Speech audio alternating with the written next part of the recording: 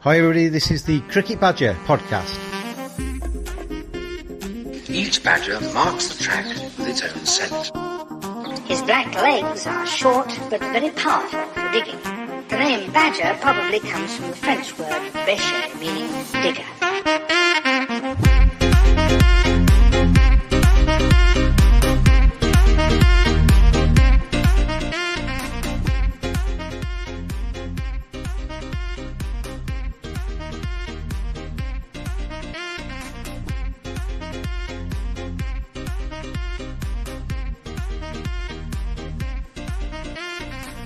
And hello and a very warm welcome. I don't know if that was sounding weird your end, Polly, but it was the music was going all over the place at my end. But anyway, hopefully that's not a precursor of things to come.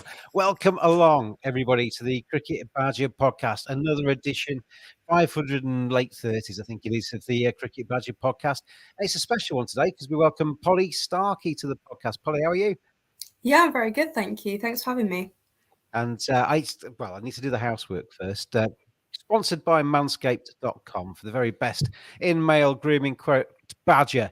When you order, you'll get 20% off and free shipping. But yesterday, it was Valentine's Day. I think you got my metaphorical cards because we basically inducted 4 new people into the Cricket Badger Set of Fame. And you, Polly, were nominated by one of the previous recipients, Roberta Moretti Avery. Sorry, Roberta, get your name right. And you're in. You're one of the Cricket Badger Set of Fame. Congratulations and welcome. Yeah, thanks so much. It's pretty cool. When I got the text, I was quite surprised, and to see the other people, I was nominated alongside is also pretty amazing. What I like about that, I like it because I introduced it, so that's the first thing. But I like it because it's something which you don't have to score 30,000 test match runs. You don't have to take 500 test match wickets. It's celebrating a love of cricket. We've had a wide range of people going into the Cricket Badger Set of Fame. You got the second year of the Cricket Badger Set of Fame, and obviously Roberta was in there last year. We had Jason Gillespie was in last year, Annie Chave and Jacob Lund. So very different in terms of ages, very different in terms of obviously sex and their experiences within cricket. And it's no different this year either. David Griffin, photographer, Derbyshire, campaigner for county cricket, yourself, Roland Butcher, a former England player, and Justin Langer, a former Australian player and coach. So it's a bit of a mix, but you're in good company, I think. Yeah, definitely. I saw the list and I was like, I have not scored as many runs as most of those people on there, but that's all right. What I've been asking the others when they've come on is obviously the Cricket Badger Set of Fame. It's about a demonstrable love of cricket. What is it about cricket that you love? What is it about cricket that's kind of sucked you in and makes you want to go back and see more and revel in it? I think it's probably that it just doesn't make any sense. Like, it's such a stupid sport when you kind of break it down. And I've kind of found this with explaining it to friends, or certainly people who haven't, like, I suppose their country doesn't have cricket as a big sport. There's like, well, why do you love this so much? Like, why is this something that consumes your day? And I think it's just because it has so many niche rules, so many bizarre things. And I think I just love things that are a bit weird and a bit random. And I think I also really like the fact that not everyone knows about it. I think that's quite cool because I suppose you can become the expert in that. And I've kind of found that across the last couple of years that, well, actually loads of people won't know about really niche women's cricket in, Brazil, for example. But actually that's something I can know and not everyone else knows that. And I don't know, I find that quite cool. You reminded me of Wet Leg, who won the group at the Brits. I've been following them and listening to them for about the last 2 years. And now I'm a bit disappointed because now they're kind of like mainstream and it's different. And I know what you mean about kind of niche and kind of almost feeling like it's all for you and just you on your own. There are a few more cricket lovers out there. Otherwise, we're just talking to ourselves, Polly. I've never really got my head completely around cricket. It's a very strange sport, and if you actually analyse any sport, football, it's a bag of wind being kicked around. Cricket, it's a bloke with a stick facing another man with a ball or a woman with a ball, seeing how far they can hit it. Golf, Yeah, it's even more bizarre, isn't it? They're all weird, aren't they? Really? Yeah, definitely. And I think the thing that's so good about cricket is there are so many bizarre things that affect it. Like I remember having to try and explain how clouds affect cricket. Like, why is that even a thing? But Yeah. it's great, and it makes me love it even more. That's that the weather and the pitches, because I think people from just outside the game that kind of look on every now and again can't understand why one day a team could get 550 in a test match and the following day a team's bowled out for 63. But the conditions and the pitches and everything just make so much difference, don't they? Yeah, 100%. And even things like playing in different countries and the different conditions of that. I think it's quite interesting. I'm not particularly into science or maths or whatever, but cricket has just made me, be obsessive over the weather and Yeah. obsessive over what the ground's like and things like that. It's quite bizarre. A friend of mine who covers the game basically says he never looks at weather forecasts because it's just a waste of time. Because half the time they're wrong, it just depresses you. And basically just look out the window and see what happens. But the weather plays such a massive part in cricket. The amount of time I've spent looking at ground staff, mopping up covers, rather than actually watching cricket, it's kind of soul destroying sometimes. Yeah, no, I'm exactly the same. The amount of hours I must have just been sat at grounds when it's been pouring down with rain and hoping that it stops. What was it then that got you into cricket? What was your first game that you saw? What was it that appealed to you? It's hard to remember. I mean, my dad's a massive cricket fan, and my granddad was the same. And my dad grew up going to Lancashire, so he's from Preston. And so I kind of Ooh. had Right. been, I'm sat in Yorkshire. You can't say that. yeah, I know. So I've kind of always been around people who love cricket. And I suppose I grew up going to a couple of games at Warwickshire. My dad took us to Lords a couple of times when I was Mm. younger, just to see. It was like charity matches. I think we saw MCC versus Rest of the World, where I saw Shane Warne play, but I never saw him bowl because he broke his finger in that game. So I think it's 2014. So I had experiences like that, and that kind of made me just fall in love with cricket. And I think something like Test Match Special plays a massive part as well, because Yeah. even if I couldn't go to the games, my dad would be sat in the lounge with the radio on, just listening to it, and we could just sit there for hours, and it kind of soundtracks your entire life. So that, I think, is when I first fell in love with cricket, because I realised this is something that takes up your whole day. You can have, 2-3 meals whilst you're watching it. It's the ideal sport. I amount of times I've driven a long journey and test match specials kept me company. And you basically the time flies; it goes really quickly, and the miles quickly get lapped up. As a young woman, then in sport, I mean, I know you cover football a bit as well, don't you? Into your football. Yeah. How is that? I mean, I've spoken to. I mean, you're involved, aren't you, in her game too? We've had the ladies from Say No to Sexism on the Cricket Badger podcast in the not too dim distant past as well.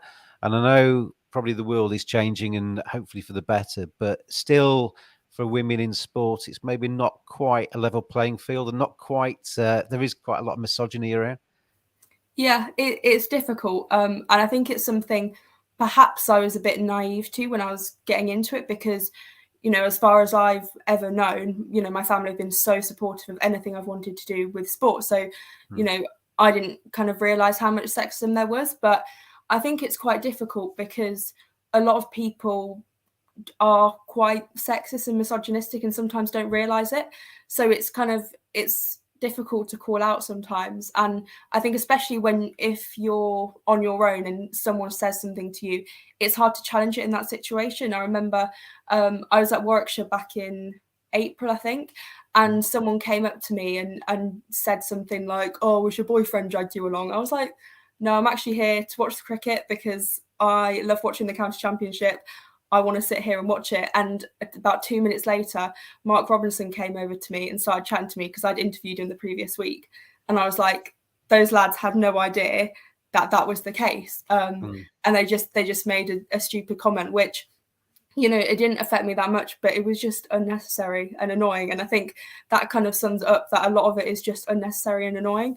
I suppose if you dig into it deeper, there's a whole thing about lack of opportunities, and I think that's a massive issue. And perhaps, if I had seen cricket when I was much younger in terms of being able to play it, like in school, I could have gone so much further in cricket, but I was never given that opportunity. So there are so many things that I feel so strongly about. I think that's why I've loved getting involved with Her Game too, because that kind of centralizes all of it and it focuses it really well, and I can play my part and do something active to kind of make it better for the next generation. And I'll read out your bio off the Her Game 2 site in a second, because I think it's quite good. But I'm older than you, quite obviously, and I kind of remember when the England women's cricket team were wearing short skirts, and it was kind of going back almost into the black and white days for me. But the things have changed a lot. I mean, we've obviously seen the IPL, the Women's Premier League over there now, their equivalent, which has been talked about for a long time. And I know I've tweeted in the past, well, why can't you get a women's IPL, actually put some of this money to a good use? But it actually is now, isn't it? So women, they may still be a little bit behind in the game, but they're catching up quite quickly. We've seen football, the Euros, and the England women's team inspiring a new generation of young women footballers. And hopefully we'll get that in cricket as well. Yeah, definitely. And I think people are seeing the value of women's sport. It's been kind of behind closed doors for a long time and not visible at all. But people are realizing it's such a marketable product. And, whether that's a good thing, if, people's intentions are right, that's a different debate. But I think actually it's a really easy product to sell to people, because it's good quality. I would argue a lot more, I don't like using the word wholesome, but I would say a lot more pure than the men's game a lot of the time. And because it's been held back, I always say that it can create its own pathway. It doesn't have to, copy what men's cricket or men's football does or whatever. So I think it's a really good product that's on the rise. And you saw with the the Women's Premier League, that's huge. The amount of money that's gone into the investment. And I suppose it's also the confidence of the investors to be like, okay, this is actually a product that's going to do really well. And I think it's going to pay us. It's going to be massive. And there are concerns about it's creating more disparity between, the top, the India, Australia, England, and smaller nations. And that's another debate. But actually what it's doing for the visibility of women's cricket across the world, but especially in India, it's transformative, and it's going to be a really exciting next few years. Is there any part of you, Polly, who thinks that, because I've been to some England women's cricket games, and I think it's really charming is quite patronizing. I don't mean it to be patronizing, but it was a kind of small crowd. It felt quite intimate. You felt quite close to the players. Everything had a bit more of a club feel. It felt friendly, and the atmosphere between the players was friendly as well. Is there a part of you that actually maybe wants to keep it like that? Because obviously the more money that comes in, if you get a massive women's Premier League, there's millions of lack rolling around in the game. Maybe if it starts to become a bit more like the men's game, becomes more professional, players become more distant, and it maybe spoils it a little bit. I don't know. Yeah, no, I completely agree, because I see both sides of it, because of course I want more professionalism, I want more investment, but naturally a consequence of that is you're going to lose that kind of nicer side to it. And I kind of get that's slightly inevitable, but I think also women's cricket needs to hold on to those things about the players being so accessible. I think, of course, I want bigger crowds and better atmosphere, things like that.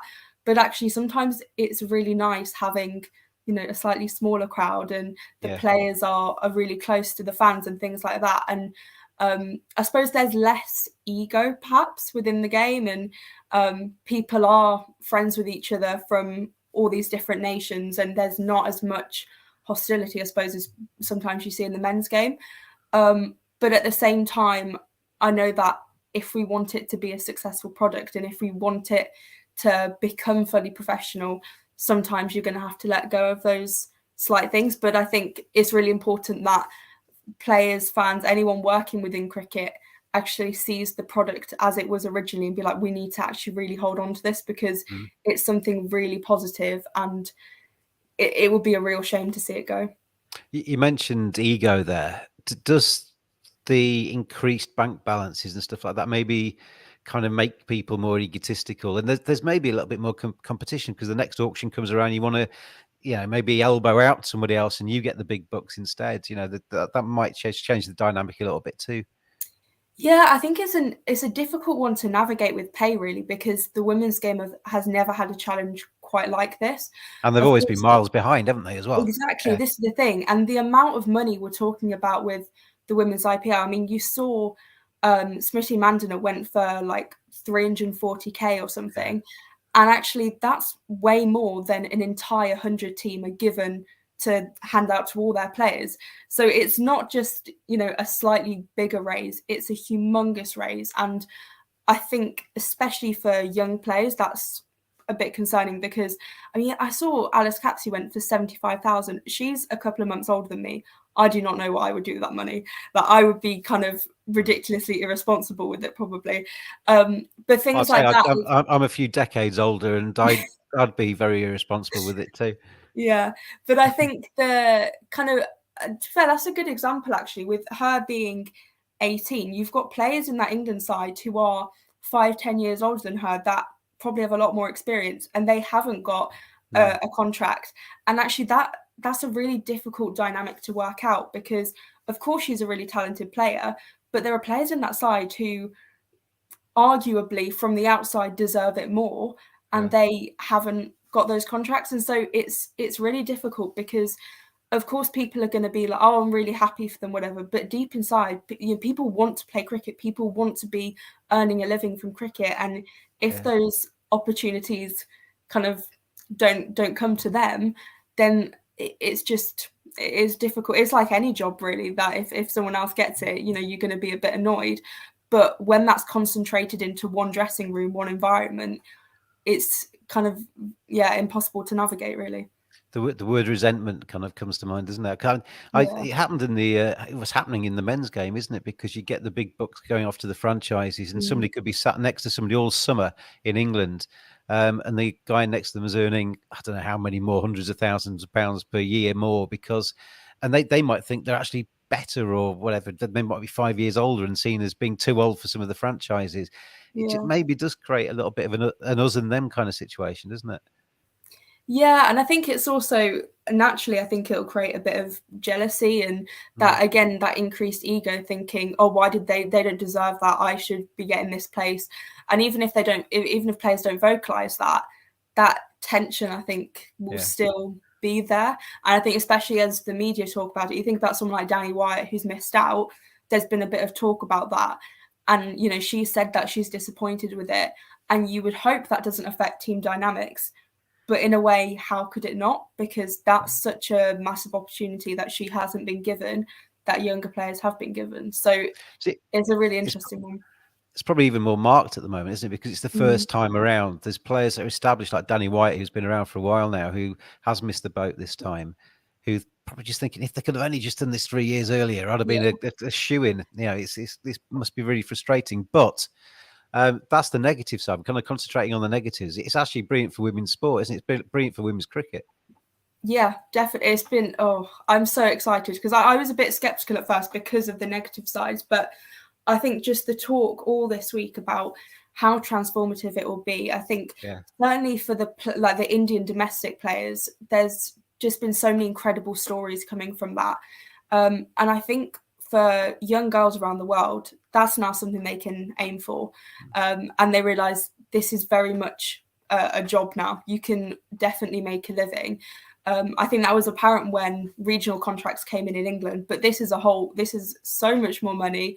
And players can be like, well, I can play international cricket, I can play in the 100, WBBL, the Caribbean Premier League, now the Women's Premier League or IPL. There are just so many opportunities. And I think the thing that speaks more volumes is the fact that people are willing to invest a lot of money that people have not been willing to before. And there's been a lot of reluctance. They'll be like, oh, you know, we'll do this, but it won't be as big as the men's product. But this is like, we're going to throw everything at this. We're going to put all our money into this, and we want it to be a successful product. And that's the impression I've got, which is just, yeah, really exciting for women's cricket. I can remember talking to Lauren Winfield Hill. She wasn't the Hill part when I spoke to her, but that was just after England brought in the contracts that they could be centrally contracted. So obviously the big hike in pay for her at the time, and the rest of the England team. But we've gone on a country mile since then, haven't we? Because now, 350,000, whatever. It's eye-watering money, and it's like you said, it's now gone from being a situation where young girls are looking at it and thinking, well, this could be a reasonable living. So this could actually make me a star and make me rich, isn't it? It's a totally different thing. Yeah, it's an interesting one because, I mean, from my perspective, I do worry a bit, will people lose that love for the game and will it all be about money? Because I think that's something the women's game has done really well. That obviously at one point people were actually playing for the love of the game because they weren't earning any money. But even when central contracts came in, people still kind of always went back to that love for the game because they weren't these massive stars. They weren't getting recognised all around the place. But I think with something like the Premier League, that could change quite a bit. But at the same time, it's such an exciting opportunity that people can aspire to something massive, which you think, 10 years ago, you couldn't even be a professional cricketer if you were a woman in England, which is just crazy to think about. Well, Lydia Greenway was the guest on the podcast just a couple of weeks ago, and we were talking about exactly that she had to coach to earn a bit of a living to actually fund playing cricket. And that isn't the case now. You don't have to do another job to play cricket. Cricket can be your job, and you can be very well rewarded for it. I mean, I know what you're saying about the money side of things. I mean, I've always been a bit of an opponent of the 100, the men's 100, because I think it has a knock-on effect and a detrimental effect potentially, short-term, medium-term, long-term, whatever, with the 18 counties. The one big plus for the 100 for me was the women's side of it, because that's actually given the women exposure, and it's given them TV time and made them able to earn a few more pounds as well in an English summer, that's a good thing, isn't it? Yeah, it's a tough one because I've kind of always been quite positive of the 100, but mainly for the women's side. I didn't watch tons of the men's because they aren't getting the big stars. They can't pay, your big T20 players from all over the world. So they're very different products because the women's 100 has the best players all around the world attracted to it because this is where the money is, which, to be fair, could change now with the Premier League. But I think, it's an interesting one because I don't think the women's 100 would have been as successful without having it attached to the men's and having that double header kind of format and the. Well, would it have actually been viable? Because the money wouldn't have come into the game probably without the men being attached to it, would it? Yeah, I don't think it would have. And to be fair, even before COVID, they were talking about the women would be playing at kind of the second grounds. Yeah. And so I think, Birmingham Phoenix would be playing at New Road in Worcestershire and things like that. So it was even quite a separate tournament before. But then when the product finally came together after COVID, I just don't think without the men's it would have been a viable situation, or perhaps even something that, the ECB would have considered, because I know there was the Super League before, but that was nothing compared to the 100. They were getting way smaller crowds. The marketing was so different. But I think the 100 has kind of put women's cricket on the map because it's been marketed completely different to anything before. And it's had that parity with the men. And I think the double header format's been really successful. And it's an interesting one because when it was first thought up, there wasn't professionalism at regional level for women or county level as it was then. So it has been this massive step up, and I think it needed the men's alongside it to work. But at the same time, I understand why people oppose it for the kind of sake of the counties. And as someone who loves watching county cricket, I get that and I understand it. But I don't know what the solution would be. It's kind of like juggling it around, isn't it? Trying to get the pros and trying to ignore the cons, or bury your head in the sand and, like, if you're like me, and try and forget the cons are there. I'm going to read out your bio. Then where are we? Here we go. Warwickshire CCC ambassador for her game too, Polly Starkie. Sport can be an incredible vehicle to drive change in the wider world, and I think the Her Game Too campaign is an incredible opportunity and platform to increase the LGBTQIA plus representation in sport and be a place where open discussions about inclusivity in sport can take place. Sport is for everyone and should be a place where people can be open about themselves. I really like that as a paragraph. I think that's important. I mean, I've been a little bit involved in the Yorkshire racism stuff. Obviously, you're talking there about a different type of inclusivity, but it's all the same, isn't it? It's all about making people feel welcome in the sport. Yeah, definitely. I think it's one of those things where I see sport, as I said in there, as a massive opportunity to create change, because the people that are attracted to sport are just general people, around the world.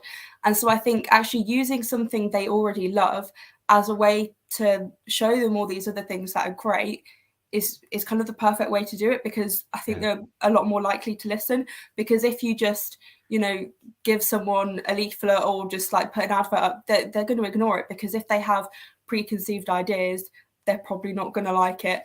But if you use sport to kind of be like, this is a really positive thing, or we should think about this as a society, then I think that's kind of one of the best ways to make change in the world. And I think role models is another one, that sport provides so many role models. Certainly, women's sport has so many LGBT role models, representatives. And so I think that's another good way to change people's perceptions, because you kind of expose them to a wider pool of people that perhaps they haven't come across before. And that's, I think, how you change attitudes. Well, I mentioned to you the other day before you came on about your article. I was reading that the other day, what men's football could learn about LGBTQ plus inclusion from women's football. And I was reading that about, much more obvious gay female footballers than male. I mean, there are hardly any. You can count on one hand, can't you, the number of men footballers that have come out as being gay. And after reading that, I was thinking about cricket as well. And it's the same in cricket, isn't it? You've got England women's cricketers, getting married, being very happy about it. Nobody other than when you see a few people from India on Twitter making any negativity about it. And yet, in the men's side of things, the kind of law of averages, there has to be some gay cricketers out there, but they're not very vocal, are they? They're quiet. Yeah, and I think it's similar with football, that it's a culture thing. And I think there is, with women's sport, because it's been held back for so long, it's kind of like anything goes, really. Like, people are very accepting because they understand that there's already been this struggle to play the sport in the first place. And I think, there are so many things you could link it to. But I think with men's sport, because there's been this, a lot of the time, like kind of an alpha male culture, which is kind of very, firstly, you don't talk about your feelings, you just get on with the sport, you're rough, all this sort of thing. And I think dressing room culture as well plays a big part, that there's, I don't know how to describe it, kind of a laddish sort of, I don't know how to describe it, but I think that's enough. I think laddish is quite a good example here. Yeah, but it's an intimidating environment. Yeah. And so, for example, if someone wants to talk about their sexuality, a lot of people are going to be like quite offensive about it, and going to be like, oh, all this stuff. And I think that makes it quite difficult, because then, as from a fan's perspective, they don't have role models within the game. So they might have questions about their sexuality, but actually they're finding it difficult because they don't have someone, I suppose, representing them or whatever. And that is a whole other thing. But I think, dressing room culture and fan culture is massive, and the women's game has got that so right. And I think the men can learn a lot from that. And you've seen over the last couple of weeks, there have been loads of homophobic chants at men's football games. And it's just like, how do you expect players to be able to come out if that is the message that fans are giving? I was talking to somebody else about this morning. I mentioned you coming on and this subject, and it almost needs somebody of the stature of a Harry Kane or a Mason Mount, or somebody that's in the England team, somebody right at the very top deck, to actually say, I don't actually give a crap. I am gay and I am proud of it. Do what you like. I want to be who I am. To actually kind of just open it up and make it accessible. But then we started talking about it, and if somebody in the Premier League, stroke England international or something like that, did come out as gay, what the reaction would be to that. And I'd be scared to find out, actually, because I think it would be quite nasty. Because I think probably I'm a Leeds fan. Probably if a Leeds player came out as being gay, the Leeds supporters would probably get behind him. He's one of our own. Let's look after him, kind of stuff. Until he started playing badly, and then that would probably then backfire. But then all of the other teams you play, all of the opposition, would probably have some horrendous chance. Yeah, no, I think fear's a massive one, because it's not only. I think it's quite difficult sometimes to be able to just be like, yeah, this is who I am, and that's just to your kind of close circle. But to do that to a group of people who, firstly, you don't know their reaction. Secondly, they have a history of being very homophobic and could be quite violent with it. It's just like, well, why would you do that? And it's just like, it's kind of the complete opposite human reaction to do that, to be like, okay, well, I'm going to put myself in this position, which is actually kind of dangerous. So I think the culture of like fan culture does need to change, but then it's like, for that to happen, does a player need to come out then? So it's a difficult one to kind of figure out, but it does need to change, because it's horrific. And I think one player coming out could change so much, especially for a lot of young boys who love football. It could change everything. So it's a difficult one. There was Justin Fashanu, wasn't there, years ago, who ended up committing suicide. And but then more recently, there's maybe 2 or 3 players around the world that have actually come out. There's one young lad in this country, and I can't remember his name, which is bad of me. Which actually is probably a good thing, isn't it? It hasn't kind of burnt into my psyche. But there's not very many. But then you see more and more people having retired say, right, I'm going to be who I am now. But they don't have to face the crowds then, do they? Because they're not actually playing anymore. Yeah, I think that's a massive one. They don't have to face the crowds. They don't have to face teammates, because I think that's sometimes difficult. Because I think a lot of teammates, would rally around you, but you don't know that reaction. And because you're always kind of with your teammates all through the week, you play with them, you travel with them a lot of the time. If one person in that dressing room doesn't accept you or has a problem with it, then that is really difficult. And then I think it's also with, I suppose, men's football, there's a lot about the image of a player. And if that player then comes out, a lot of brands might not want to work with them and things like that. And as horrific as that is, actually, that's another reason why people might not want to come out, because that it could affect their career. It makes me laugh sometimes, because I watch these footballers. I do quite a bit of work in football, and you see them, and they're more than happy to pose on the front cover of GQ with a 6-pack and the big muscles. But somebody kind of wafts past them in the penalty area and brushes the hair on their knee, and they're down as if they've been shot. And there's kind of that kind of manly image suddenly sort of disappears. Then you can get knocked over by a feather almost in the penalty area.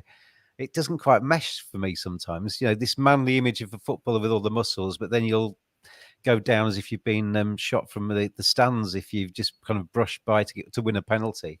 It's a very complicated area. I mean, in cricket, Stephen Davis, wasn't it, who came out, and nobody. Cricket seems to be in that respect far more accepting of. I don't know. I've not spoken to him. I don't think he's ever had any issues with that. Yeah, I think cricket's kind of on the whole a bit better.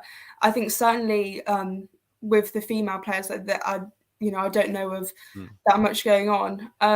I think it sometimes club cricket perhaps is where it's more the issue, because I think that kind of dressing room culture probably exists a little bit more at like kind of grassroots level, which is really sad. And I think that's, I know a few people that have been put off playing village cricket because that's the culture, and it is quite homophobic. But yeah, I think I would say cricket is probably better than football in that aspect. But I think that's also to do with the culture. Cricket doesn't have a history of like crazy hooliganism and stuff like that. So I think it is slightly different. I just wonder in cricket if it's just a little bit more behind the hand kind of thing, rather than the big crowd chants. It's more kind of whispers in the stands that probably nobody ever picks up on. But maybe that's a good thing. I don't know, or a bad thing. I don't know. I'm going to play an advert now. Manscaped are our sponsor. I'll see you the other side of this.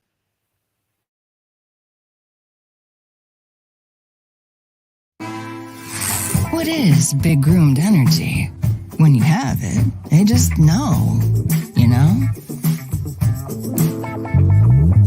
It's an air about you, the charisma that screams confidence quietly. With BGE, you never have to prove anything because you are the thing. Get the Manscaped Lawnmower 4.0 and get big groomed energy.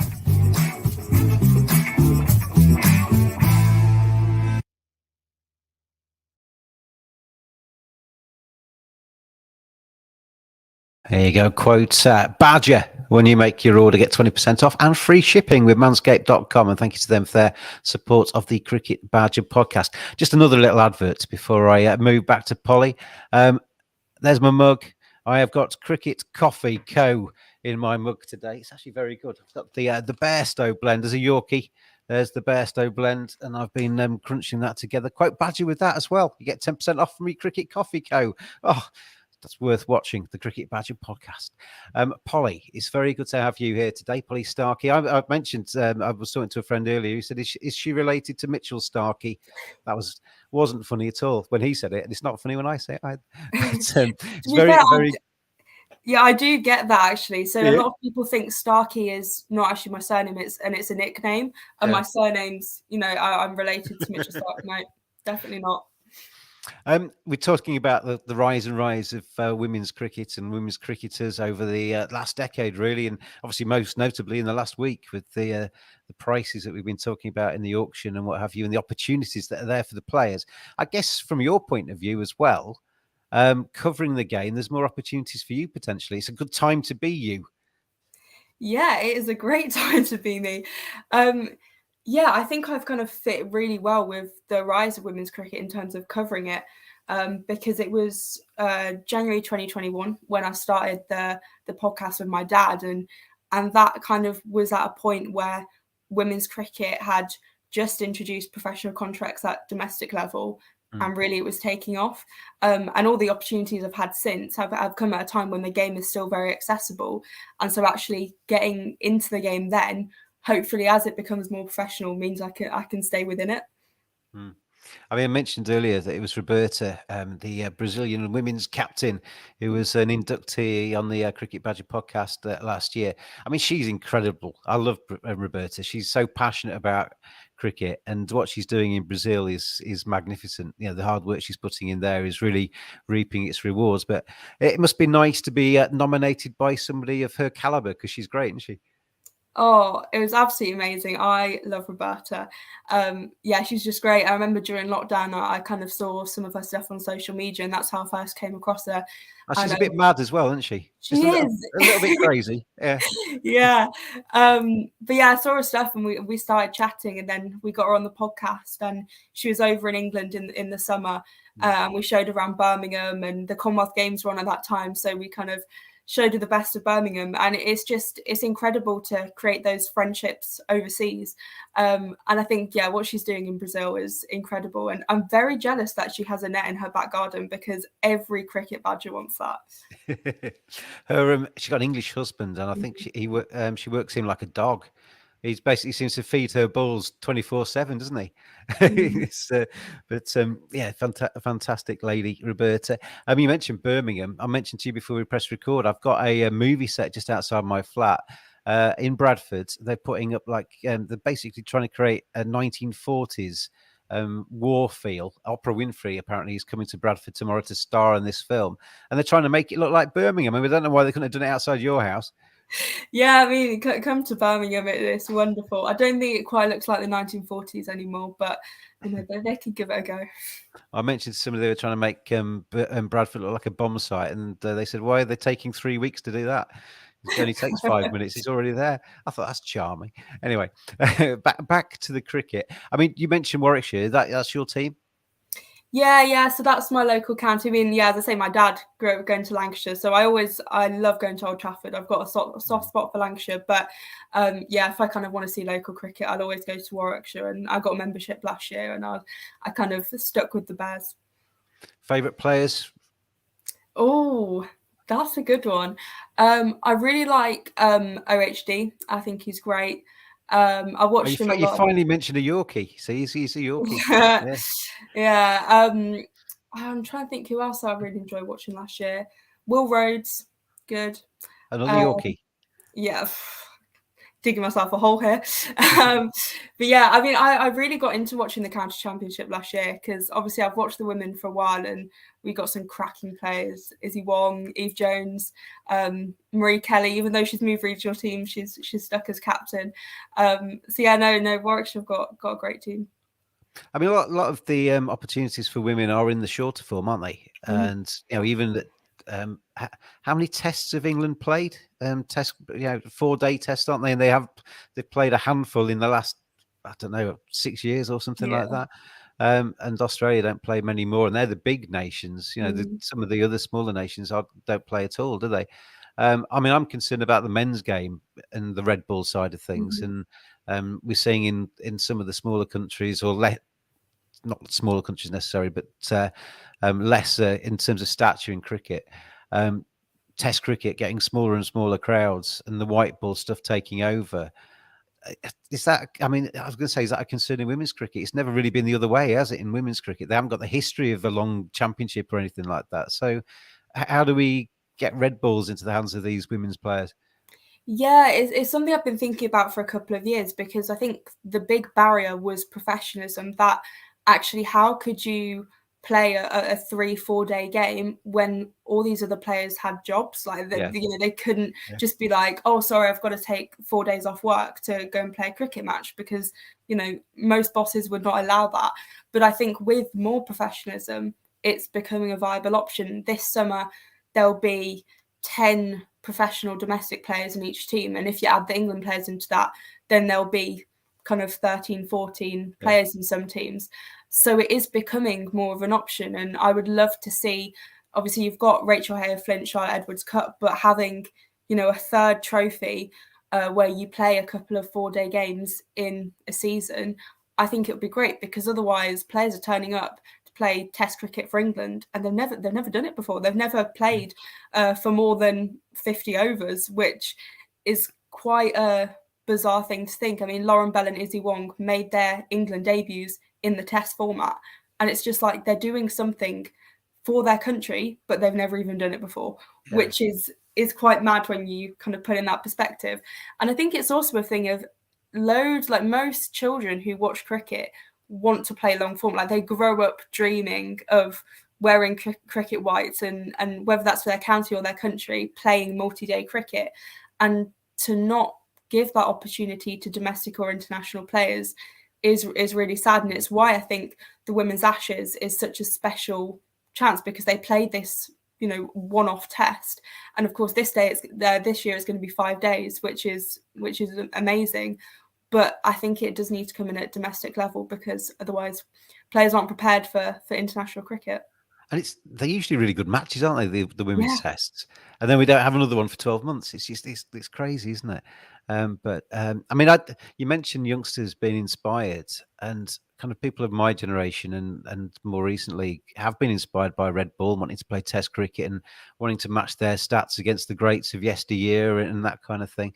But I guess, sadly, from my point of view, a lot of the youngsters that are coming through now are getting inspired by the white ball stuff. They're seeing the Women's Premier League and the amounts of money. They're seeing the IPL and all of these franchise tournaments around the world, which to me blur into one and become just like it's just another competition, another week with different players in. But that's what is possibly turning on the youngsters now, isn't it? And that's maybe another nail in the coffin of Test cricket. Yeah, I think it's an interesting one, because of course, like, if a little kid sees a batter constantly hit sixes, that's so exciting. But I think it's sad that kind of the thrill you get at test matches, a lot of people don't appreciate anymore. I think perhaps the quote unquote Bazball era is slightly changing that. But then again, some people don't even like that, because that's losing the kind of traditional way of playing cricket. But I think I see it in two lights, because I understand that every sport develops and the way of playing kind of develops over time. But I think, so if you can get a 7-8-year-old kid hooked in cricket by the T20 format, what's to say they're not going to end up enjoying Test cricket? Because, I mean, I love I'll literally watch any format of cricket, and I love it. And just because I like T20 doesn't mean the next day I don't want to watch a game all day and then do that for the next 4 or 5 days. So yeah, I think it's a difficult one, because if children aren't interested in watching Test cricket originally, then they might just never come to cricket. But if you introduce them to a T20 or an ODI and they watch that and love it, they might eventually end up kind of coming to longer format cricket and really enjoy that. You mentioned Bazball, and I don't know. I think it's been brilliant to watch, and certainly that Test match in Pakistan, England would never have won that. It would have always been a draw historically.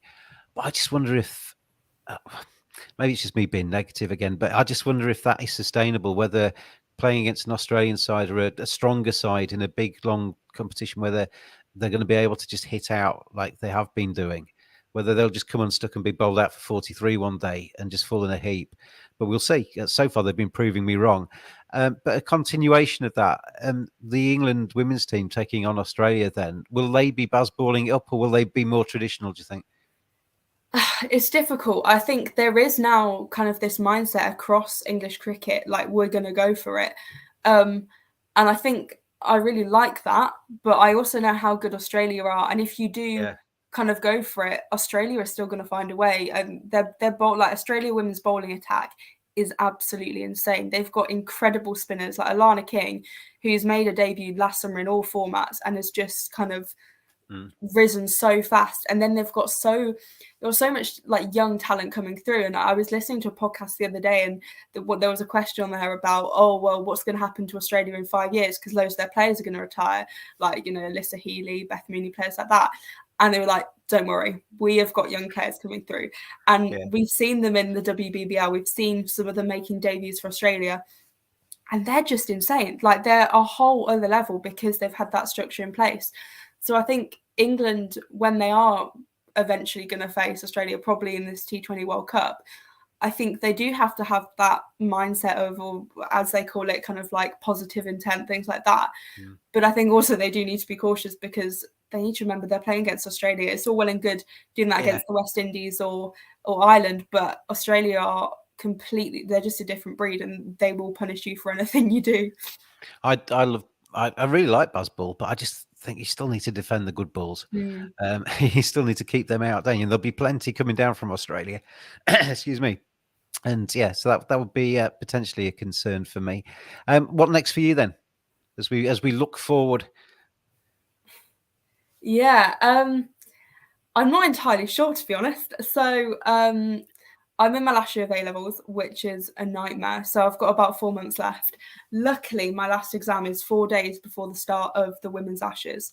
So hopefully I'll be kind of doing a bit of work on that, probably some writing. We'll obviously be podcasting and stuff. My kind of big future plan is, I want to work in cricket full time. That's kind of no secret. I would love to be on Test Match Special. I love doing commentary. But then equally, I also love writing. And that's kind of a passion I've found over the last year. So just to kind of cover men's cricket, women's cricket, in any way that I can, I would love to do so much, because it's something that's already given me so many amazing opportunities. And I kind of just want to continue that. But yeah, finish school first and then get a degree, because if I don't do it straight away, I'll never end up doing it. And I need a bit of security somehow. Give your podcast a plug then, because I mean, a lot of people wonder why I mention other people's podcasts. I just think it's all cricket together, isn't it? Yeah. It's kind of like, if you listen to podcasts, you'd like to listen to more than one. So get people interested in podcasts. So what's yours?